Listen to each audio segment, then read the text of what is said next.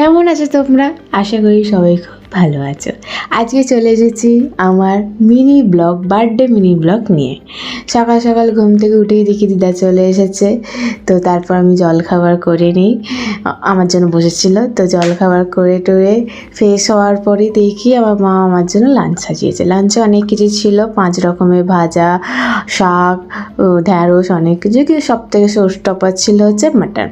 তো খাওয়া দাওয়া করে একটু রেস্ট নিয়েছি। এখানে আমার দাদু এসেছে, বাই দ্য ওয়ে বলিনি, দিদা দাদু দুজনেই এসেছিলো। তারপর একটু পেঁপে কেটে দিচ্ছিলো, যেটা আমি খুবই কম খাই, দাদু দিদারা খেয়েছে বেশি। এই যে আউটফিট পরে আমি এখন রেডি হয়ে নিয়েছি, এটা হচ্ছে আমার জন্মদিনের আউটফিট, ফার্স্ট আউটফিট এটা আমার। তারপর আমরা চলে গেছিলাম কেক কিনতে, আমার বার্থডে কেক।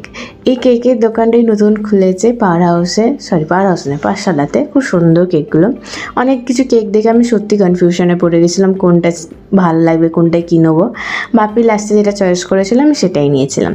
তো কেক টেক নিয়ে এসে এটা ছোট্ট করে ঘরে সেলিব্রেশন করি।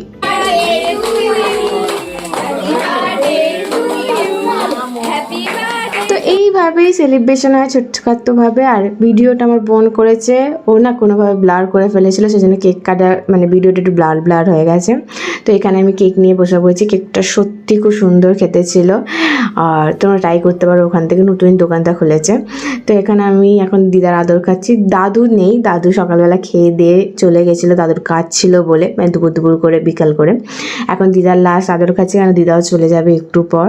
তো এইভাবে আমার দিনটা কাটে। রাত্রিবেলা আমি একটা বই পড়া শুরু করেছি, তোমরাও দেখতে পারো, আলোর গন্ধ। বইটা আমার খুব ভালো লাগছে, কিন্তু খুব মোটা বই, শেষ করতে অনেক টাইম লাগছে।